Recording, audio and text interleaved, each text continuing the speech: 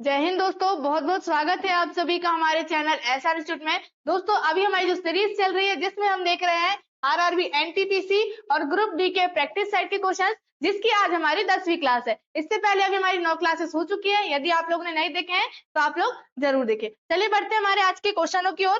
क्या दिया हमारे पास आज का पहला क्वेश्चन? क्या है हमारे पास? इस एनालॉजी को पूरा कीजिए। ये हम कहें एनालॉगी या एनालॉजी। क्या है हमारे पास? राष्ट्र और राजधानी। तो हम क्या करते हैं, पहले और दूसरे शब्द का संबंध देखते हैं, उसी प्रकार से हमारा तीसरे और चौथे शब्द में संबंध होकर हमारा आंसर आएगा। तो सबसे पहले राष्ट्र और क्या है? राजधानी। तो हर राष्ट्र की क्या होती है? एक राजधानी होती है। उसी प्रकार से क्या है यहाँ पे भारत और क्वेश्चन मार्क है, तो भारत की हम यहाँ पे राजधानी बताएं तो भारत की राजधानी क्या है?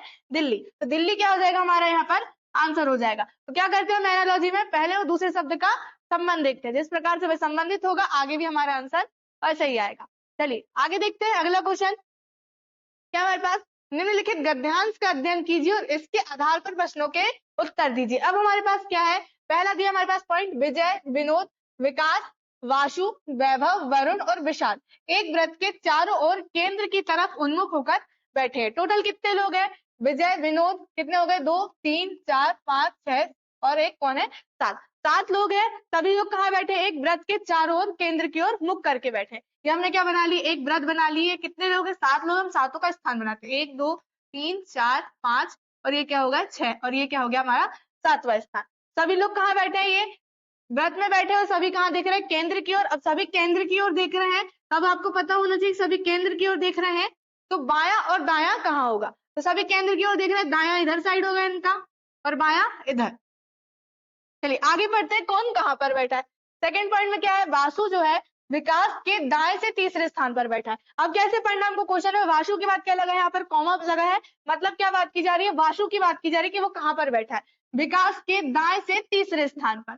क्या बोला है? विकास के दाएं से तीसरे स्थान पर। अब हम विकास का स्थान कहीं भी बना लेते, हमने यहाँ पर बना लिया। यहाँ कौन बैठा है? विकास। अब विकास के दाया से तीसरा, अब दाया इधर साइड होगा, तो ये पहला स्थान, ये दूसरा स्थान और तीसरे स्थान पे कौन बैठा है? वासु। अब आगे देखते हैं क्या बोला हमारे पास। अगला पॉइंट क्या है? वरुण। वरुण की बात कर रहे हैं यहाँ पे, विजय के बाएं से दूसरे और विशाल के दाएं से दूसरे स्थान पर। किसकी बात हुई है यहाँ पर? वरुण की बात हो रही है कि वरुण कहाँ बैठा है? विजय जहां बैठा होगा उसके बाएं से दूसरे स्थान पर और विशाल के दाएं ओर से दूसरे स्थान पर। तो हम यहाँ पर किसको बिठा लें? यहाँ पर हम विजय का स्थान यहाँ पर बना लें, कहीं भी किसी एक स्थान में। मैंने यहाँ पर बना ली, क्या हो गया? ये विजय का स्थान। अब बोला है विजय के बाएं से दूसरा।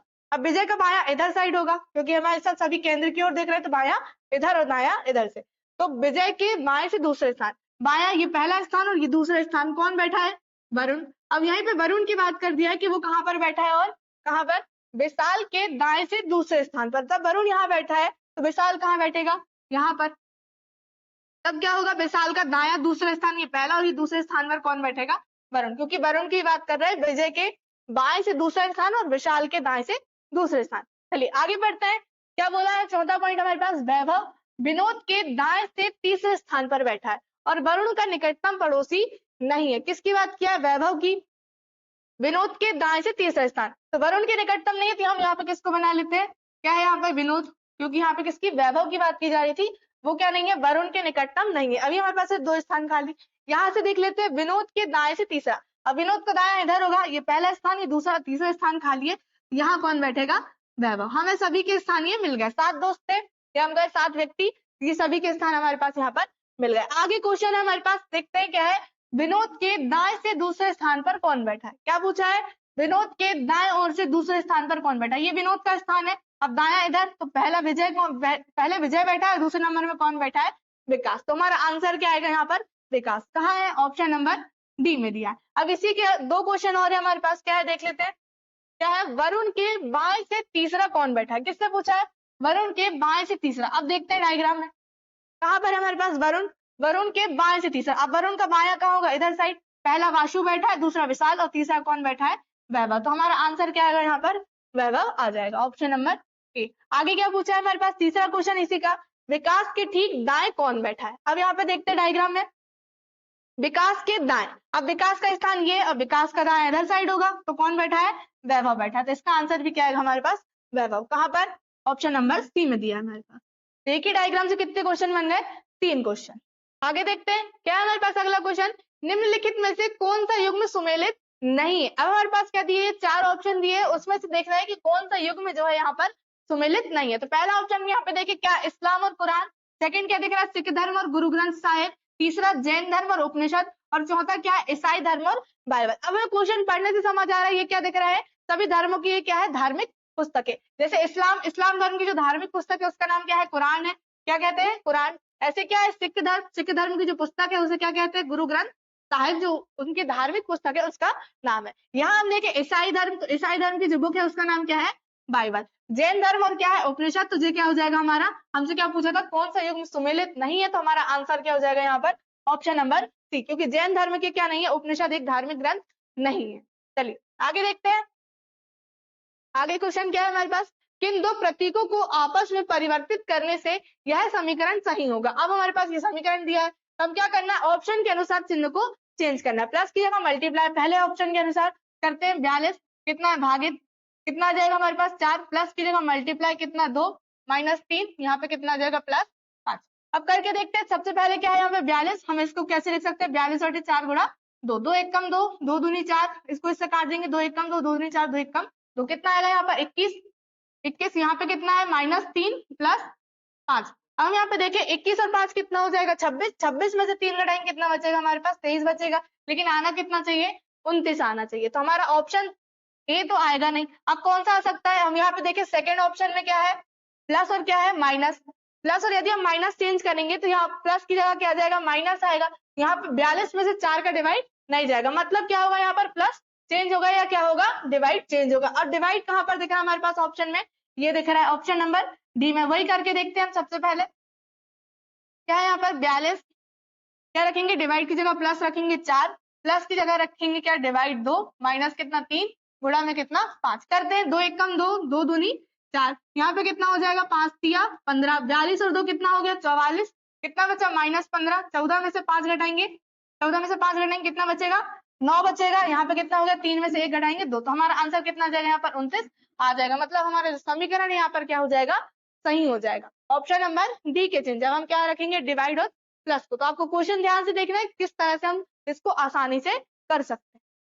चलिए आगे बढ़ते हैं। क्या हमारे पास, यदि नोटबुक को ये इस रूप में लिखा जाता है और शर्ट को इस रूप में लिखा जाता है तो टॉर्न को किस प्रकार लिखा जाएगा। तो सबसे पहले हम देखते हैं कि नोटबुक को किस तरह से यहाँ पर लिखा है। क्या लिखा है, नोट बुक को। अब क्वेश्चन में किस आधार पर लिखा है, तो हम लिख लेते हैं शब्द REGOLE और एन। अब एक और शब्द क्या दिया हमारे पास, शर्ट दिया है। क्या दिया है, शर्ट।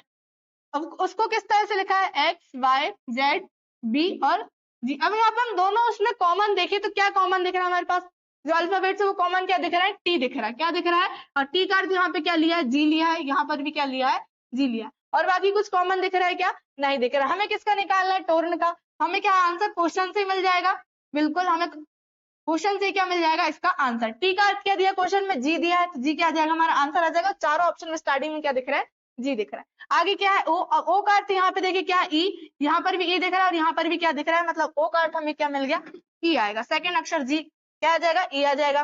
फिर आर, तो आर का अर्थ हम यहाँ पे देखिए क्वेश्चन में क्या दिख रहा है, बी। क्या दिख रहा है, आर का अर्थ बी दिख रहा है, तो आर का क्या आ जाएगा यहाँ पर, बी आ जाएगा।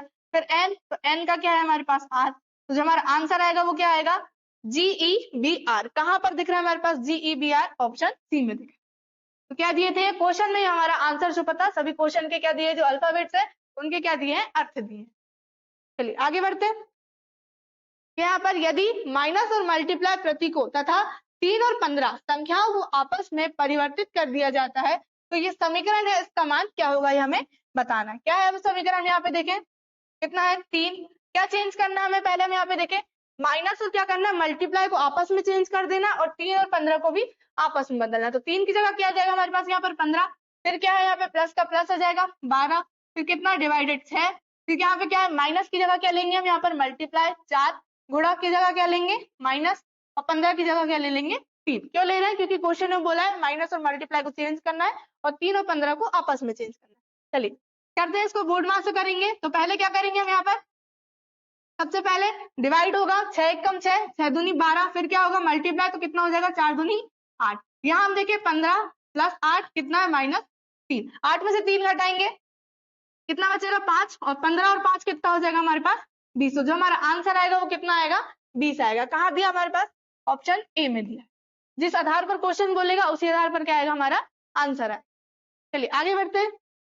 अगला क्वेश्चन, यदि गणितीय संक्रिया में प्लस का अर्थ क्या है मल्टीप्लाई, डिवाइड का अर्थ माइनस, माइनस का अर्थ प्लस और मल्टीप्लाई का अर्थ क्या है डिवाइड है, तो हमारे पास ये समीकरण है, इसका मान निकालना। करते हैं 12। अब प्लस का अर्थ क्या दिया है हमारे पास मल्टीप्लाई कितना 14, फिर मल्टीप्लाई का अर्थ क्या दिया है हमारे पास डिवाइड कितना है 7, माइनस का अर्थ क्या दिया है प्लस कितना है 5 है, फिर क्या है डिवाइड है, डिवाइड का अर्थ क्या दिया माइनस 29। करते हैं, सबसे पहले करेंगे क्या डिवाइड, 7 एकम 7, 7 दूनी 14, 12 दूनी कितना हो गया यहाँ पर 24, कितना प्लस 5 माइनस 29, 24 और 5 कितना हो जाएगा 29, और 29 में से 29 घटाएंगे कितना बचेगा हमारे पास 0 बचेगा। तो 0 क्या आएगा हमारा आंसर, कहां पर दिया है ऑप्शन नंबर डी में हमारा आंसर दिया है। चलिए आगे बढ़ते हैं। क्या है नेक्स्ट क्वेश्चन, यदि डिवाइड का अर्थ घटाना, माइनस का अर्थ जोड़ना, प्लस का अर्थ गुणा और गुणे का अर्थ क्या दिया है भाग है, तो निम्नलिखित में से कौन सा निम्न व्यंजक का मान होगा। उसी टाइप से क्वेश्चन है, देखते हैं कितना 182। हम यहाँ पे हम देखिए क्या है डिवाइड, डिवाइड का अर्थ क्या दिया हमारे पास क्वेश्चन में, पहले तो घटाना कितना 91, अब गुणा का अर्थ क्या दिया हमारे पास भाग कितना है 7, फिर कितना है प्लस, प्लस का अर्थ हम यहाँ पे देखिए क्या दिया है गुणा दिया है कितना 3, माइनस का अर्थ हम क्वेश्चन में देखें तो क्या दिया है जोड़ना 1। अब करते हैं, सबसे पहले हम बोर्ड मास का प्रयोग करेंगे, 7 एकम 7, यहाँ घटाएंगे भाग देंगे कितना आएगा 7 एकम 7 बचा 2, 7 तिया 21, 13 तिया कितना हो जाएगा यहाँ पर 39 हो जाएगा। 182 माइनस 39 प्लस 1, 182 और 1 कितना हो जाएगा यहाँ पर 183 हो जाएगा, माइनस क्या करेंगे 39, 13 में से 9 घटाएंगे कितना बचेगा हमारे पास 4 बचेगा। यहाँ पे कितना हो गया 17, 17 में से 3 घटाएंगे कितना बचेगा हमारे पास 4 14 बचेगा, कितना हो जाएगा हमारा आंसर यहाँ पर 144। कहाँ पर आया ऑप्शन नंबर सी में, कहां पर है ऑप्शन नंबर सी में हमारा आंसर 144। चलिए आगे बढ़ते हैं। अगला क्वेश्चन, यदि SON सन का अर्थ क्या है 678 और 10 का अर्थ क्या है 948 है, तो स्टोन का अर्थ क्या होगा। अब यहाँ पे देखिए S का नंबर 19 होता है, O का नंबर 15, N का नंबर 14, लेकिन यहाँ पे क्या लिखा है 6 7 8। यहाँ हम देखे TEN कॉमन क्या दिख रहा है हमारे पास N का अर्थ क्या दिया है यहाँ पर 8, यहाँ पर भी क्या दिया है 8 दिया, और कोई कॉमन नहीं दिख रहा। हमारे पास जो शब्द दिए गए हैं हमारे पास मिलते जुलते यहाँ पर क्या दिख रहा है शब्द। सबसे पहले हम एस का अर्थ यहाँ पे क्वेश्चन में देखें क्या है शब्द स्टोन, तो एस का अर्थ क्या दिख रहा है क्वेश्चन में, एस का अर्थ क्या है 6, फिर टी का अर्थ हम यहाँ पे देखें, टी का अर्थ क्या दिया है यहाँ पर 9, तो 9 आ जाएगा, फिर ओ का अर्थ क्या दिया है 7 दिया है, एन का अर्थ क्या दिया है 8, फिर ई का अर्थ क्या दिया हमारे पास 4, तो जो हमारा आंसर आएगा वो क्या आएगा 6 9 7 8 4।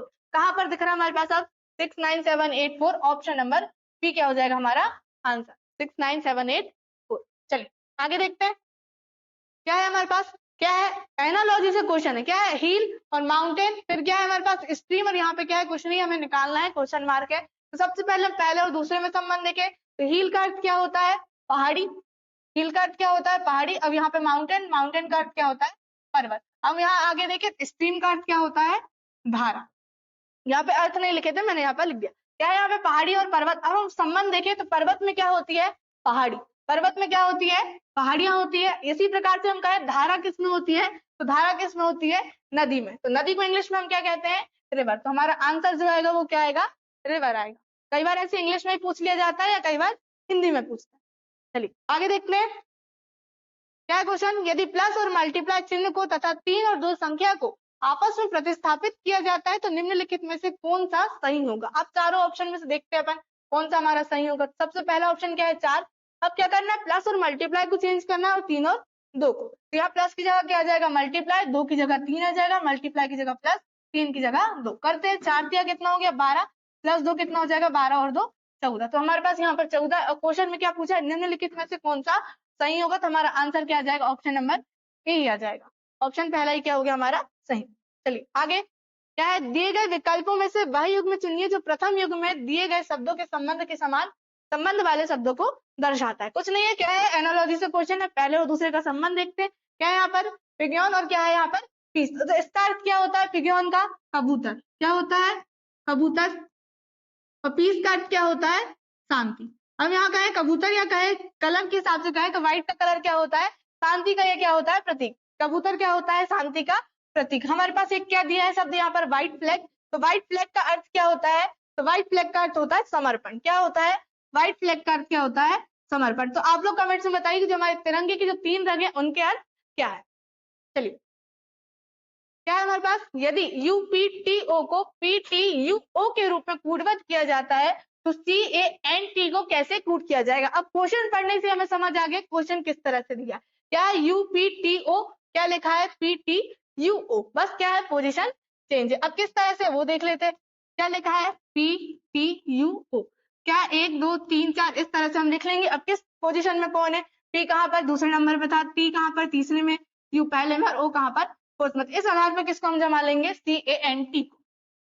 CANT पहला दूसरा तीसरा चौथा। पहले क्या लिखेंगे, दूसरा अक्षर क्या है यहाँ पर A, फिर तीसरा में क्या है यहाँ पर N, फिर पहला में C और चौथे में क्या है T। तो जो हमारा आंसर आएगा वो क्या आएगा, ANCT।